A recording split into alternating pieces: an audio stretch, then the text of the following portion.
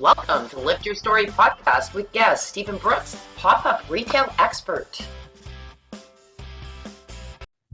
Hi, everyone. I am Lori Ann. I am that gal from Toronto, Canada, and I'm that guy. I am Roy Miller from Dallas, Texas.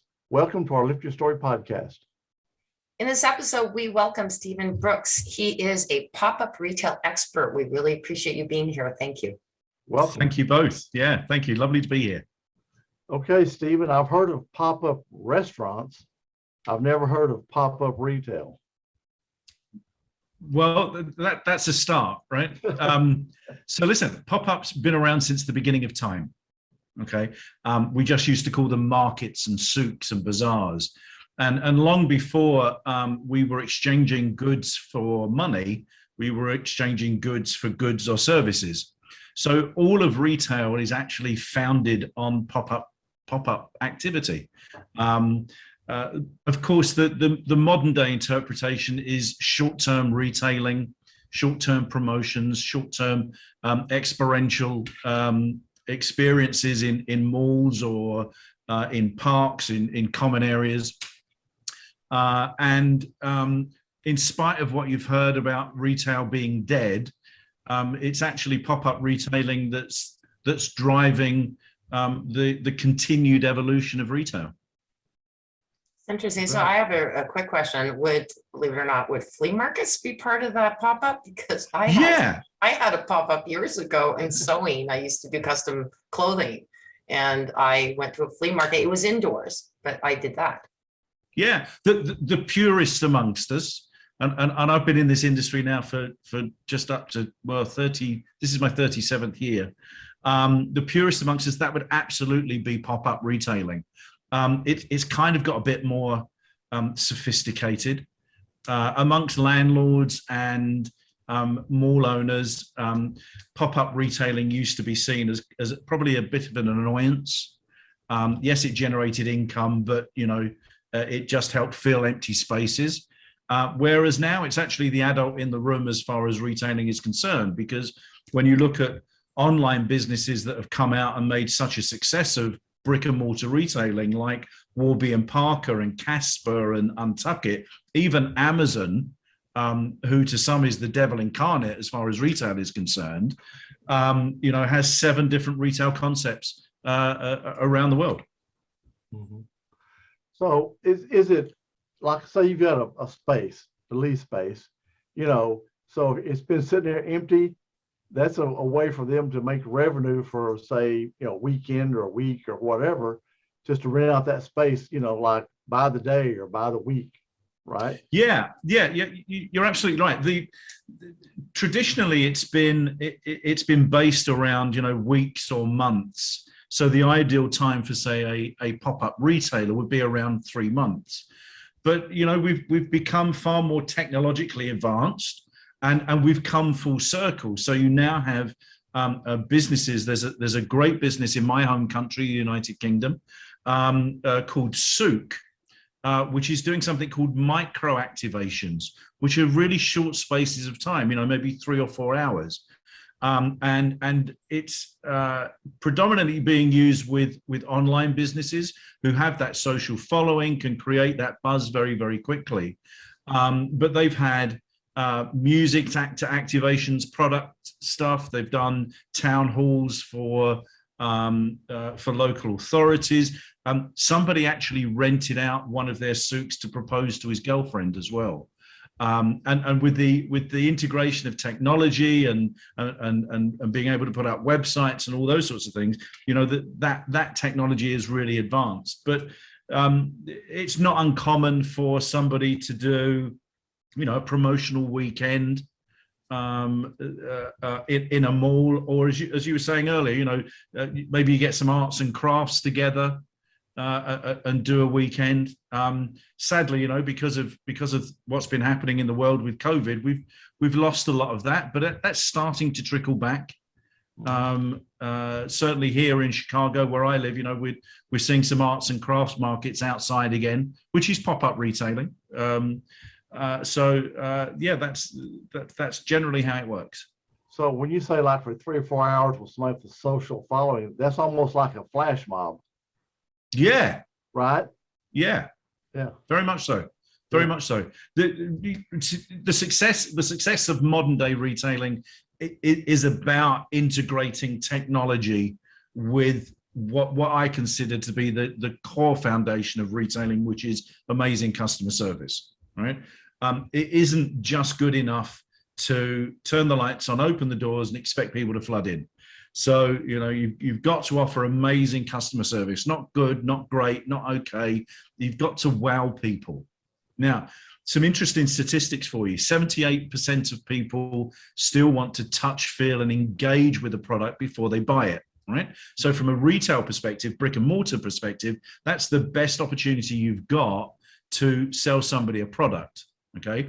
64% of people will come back and seek out that sales associate if they got great advice and went away really happy. Now, great advice might be, hey, Mr. Prospect, Mr. Customer, we don't sell that, but if you go next door, they do, right? You know, honesty, and rather than trying to sell them something they don't need to half meet the need, you know, that authenticity, that genuineness, and people remember that and come back. Now, the flip side of that, as you probably both know, is that bad news travels faster than a forest fire.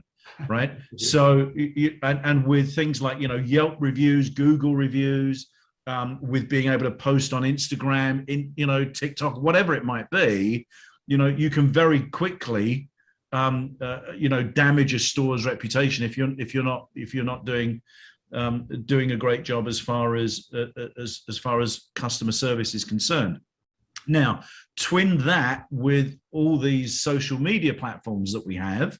So being able to do live events, being able to do offers, being able to drive people into your store, then you've got this great recipe for success. And that's what's driving all the great sales that pop-up retailers are making. I mean, that's kind of like the Groupon concept. Almost. Yeah, I mean, from a retail perspective, you know, Groupon is just one aspect of that, you know, to drive consumers to an offer. Of course, there's a mechanism in that as far as Groupon is concerned, and there's a mechanism in that as far as the retailer is concerned. But when you get to pop-up retailing, where perhaps you don't have that budget to invest in a big marketing campaign and, you know, lots and lots of emails going out, being able to do something instant with one of these, you know, then that drives that expectation really, really quickly. You know, we've worked with a number of different brands. We have a great brand here in Illinois that's in streetwear, that created a selfie booth in their store. So when people buy things, you know, they're constantly posting pictures of what they're buying, and the social capital that creates for the brand is absolutely amazing. Wow. I ask a question to all of this too, because I would imagine location is important too. Absolutely. We have a program called the 7 Secrets to Success in pop-up retailing. And one of those secrets is, of course, location, location, location. Just like when you're buying a house or a condo or an apartment, right? So for retailers that are perhaps using malls, I'm not a big fan of being by exit or entrance doors for obvious reasons. People are coming and going. So, you know, and that's why you see, you know, nail bars and people doing pedicures and manicures by those doors, typically in malls, because it's a destination place and people go there for a reason and stop. I'm not a fan of obviously people being by restrooms either. Again, because people are on a mission, right, backwards and forwards.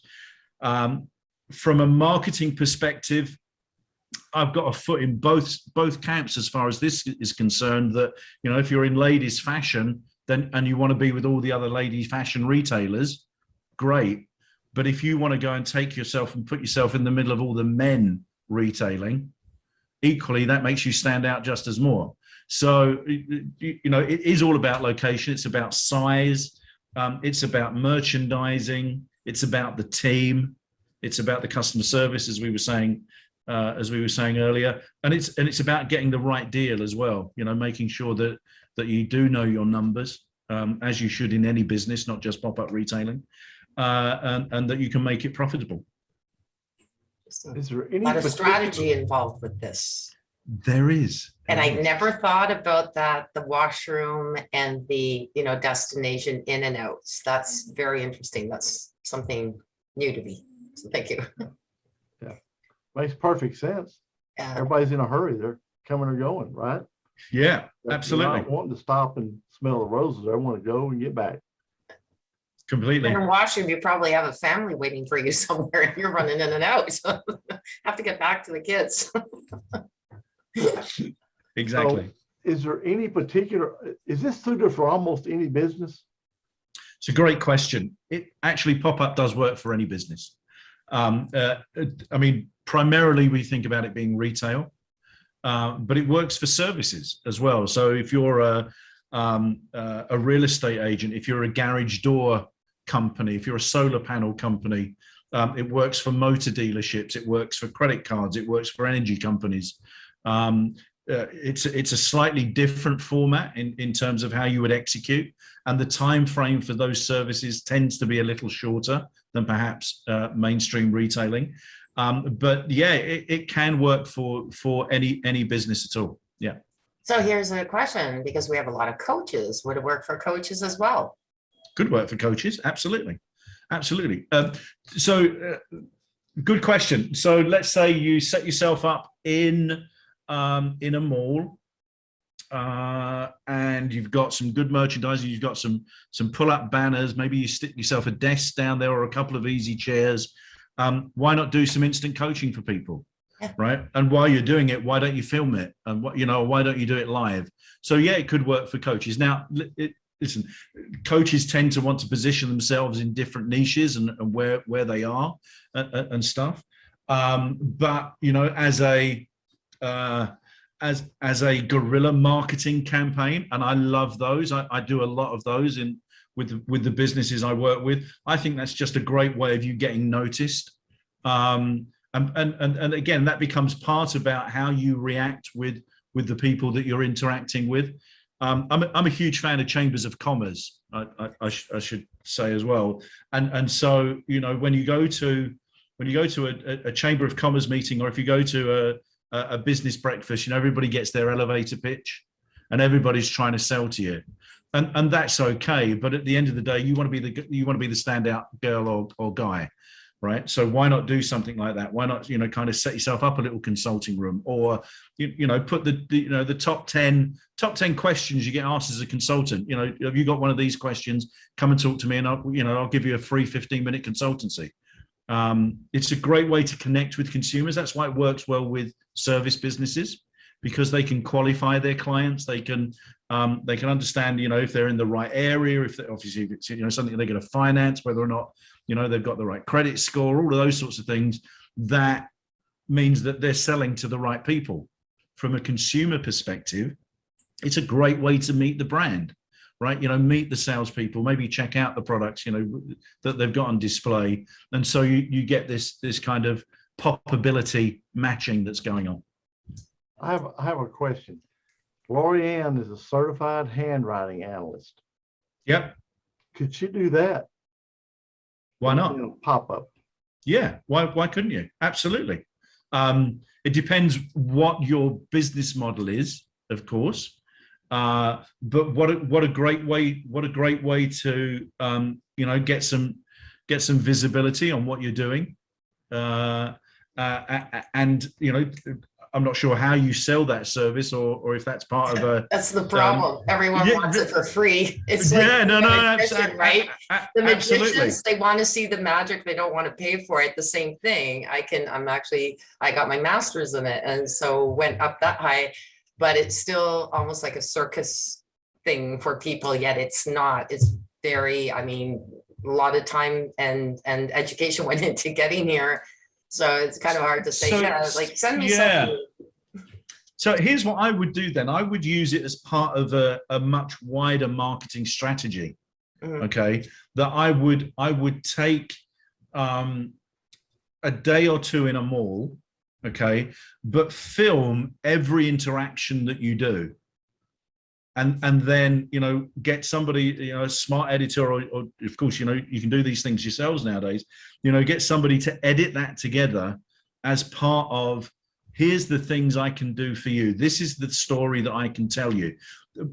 Business, as well as pop-up, is all about storytelling, right?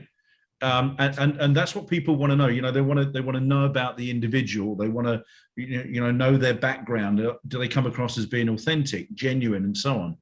So I think that's a good way of you raising your profile, getting some visibility. The beauty of connecting with so many people in that environment, as I say to everybody, you never know who's next, right? You never know who the next person is. It could be a chief of police. That says, actually, we could do with somebody like you. It could be an HR person that wants to look and examine people's handwriting when they apply for jobs. I'm guessing they're the kind of applications that this applies to. So as an overall marketing strategy, that I think you could really set yourself apart, get some great content, because as far as businesses are concerned nowadays, content is king. And really put yourself on the map. It's very interesting. I was saying that too, because I worked as in a dealership as a service advisor, and this skill was beautiful for me because they have to sign before they drop their car off. They have to sign a work order. Yeah. So I had an idea of who I was dealing with every time somebody came in. So that was kind of cool. Yeah, absolutely. But how to explain that people have, and there's also some people who think, oh no, it's not real. So there's also that to have to do. But that's really good advice. I really appreciate that. Totally. She's the only master certified handwriting analyst in Canada, right? Yeah. Wow. Yeah. You see, I mean, that alone is like a huge story, isn't it? Yes. Yeah. So I would encourage you to do something like that. Absolutely. So you're an author. Please tell us. I've written a few books. But yeah. So I've written 5 books now. I've co-authored a couple. We did one right in the heart of COVID called The New Normal, which was really a social experiment for me on LinkedIn. I literally just put it out on LinkedIn that wouldn't it be a good idea if everybody wrote a chapter in a book, and some people came together and we produced a book called The New Normal, which you can find on Google Books. My first book was a collaboration back in the UK called Secrets of the Business Wealth Accelerators. 33 of us got together and wrote a book in a month. And again, we did individual chapters, made some great connections with that. That's available on Amazon. I've got a number of books that I give away free. If anybody would like a free copy of Pop-Up for Beginners, the 2021 edition, just drop me an email. Always happy to send those out. And I'm also I do a bit of television for the TD Ameritrade network here in the US, which is a bit like Bloomberg TV, if you've ever seen that, and co-host a podcast called the Popup Podcast, which is, as you would imagine, is all focused on pop-up retailing. Love that. Well, another question I had was for fundraising, could you do that as a pop-up? So charities, certainly in Europe, charities do use the pop-up concept for fundraising. I think there's a fine line between how you're fundraising and where you're fundraising for.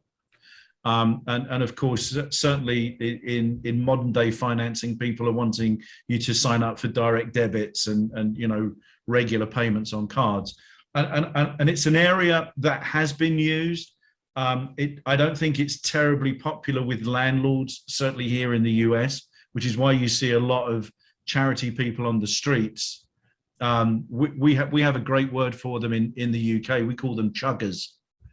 And you see that they're approaching you for all kinds of things, but it has it's been very successful as a channel for fundraising, for sure. For sure. Yeah. I was just wondering if that would work or not. You know, I mean, like for kids' soccer teams or you know, like churches that are trying to do mission trips and stuff like that. Sure, and I think when you look at it from that perspective, rather than perhaps, you know, the big global charities that tend to be the people that focus on that, again, it comes down to the story with the mall, right?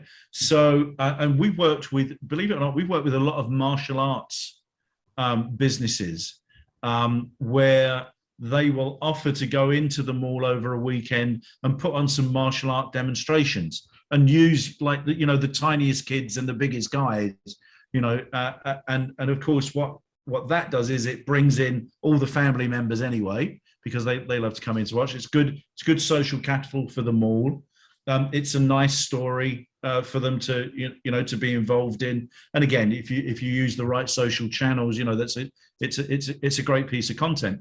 So from that perspective, you could absolutely do that. Yeah.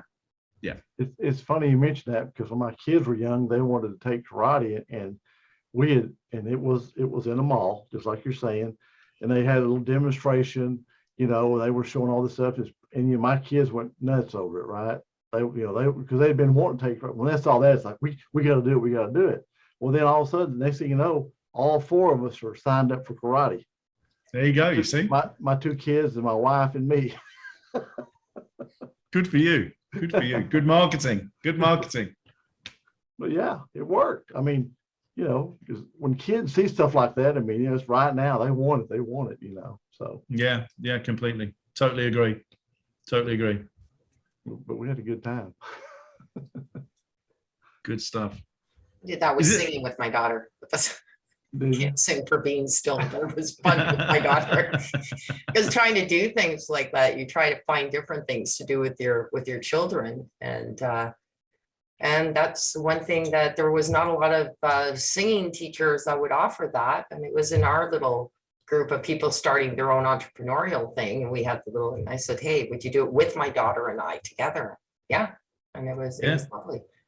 You raised an interesting point about, you know, finding things to do, and I think that's one of the challenges that modern day retailing has had, because, you know, if you go into a mall in California, if you go into a mall in Canada, I lived in Toronto for 6 months, so I know Toronto really well.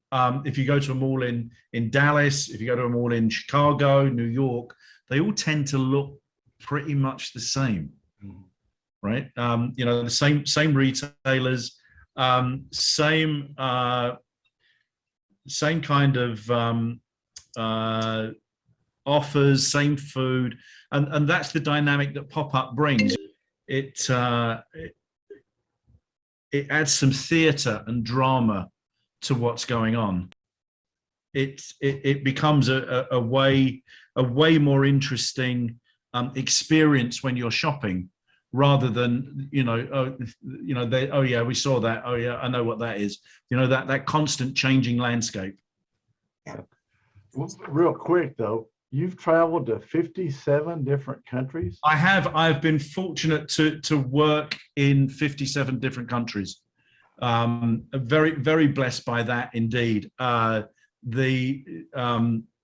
The interesting, I speak in a lot of places, or pre-COVID used to speak in a lot of places as well. So yeah, all around Europe, US, Canada, Australia. Yeah, so some pretty the Middle East, some pretty great places. I was going to ask, Istanbul, Turkey. Yeah, been to Istanbul. Yeah, worked in Turkey. Yeah, for lived there for 4 years when I was a kid, and one thing I loved there were the bazaars. They were awesome. and again, you see, there's that word, you know, bazaar, right? The basis of all retailing. Yeah. And they were great. My mother learned how to negotiate prices there, barter. Yeah. She still does it here in Canada. I'm going, Mom, it doesn't work that way as well here. But yet it does, believe it or not. You can negotiate prices. A lot of people don't know that. Yeah, I mean, not so much, I think, in modern day retailing, but you know, give it a go sometimes. You never know. Exactly. You never know. Stephen, how can our listeners reach out to you? Yeah, so you can find me by Googling the Pop-Up Expert. You can go to my website, thepopupexpert.com. I'm on Instagram as the Retail Specialist. You'll find me on TikTok as the Pop-Up Expert. And there's as you would expect, there's a Pop-Up Expert Facebook page as well. Easiest way to connect with me is steve@thepopupexpert.com. And as I said, if you would like a free book, pop-up for beginners, drop me an email. We'd love to send you that. Okay, great. And your books are available on Amazon? Secrets for the Business Wealth Accelerators is available on Amazon. The New Normal is available on Google Books. And then the other books, which are free, are available through me. So I have a book called The 10K Challenge, which is a process that I take businesses through to find an extra $10,000 in their business. And then we have a couple of other books that relate back to pop-up retailing and customer service. It's wonderful. Great. Thank you so much for this information. Yeah, it was very interesting. Very interesting. Yeah. Thank you. It's been great talking to you. And I think this is the first time I've done a podcast where people are in different locations simultaneously. So that's a tick in the box for me as well. So thank you for that. Really, really great to meet you both. It was nice meeting you, and it was a pleasure having you as our guest. Thank you so much. Enjoy the rest of your days. You too. Thank you. Bye.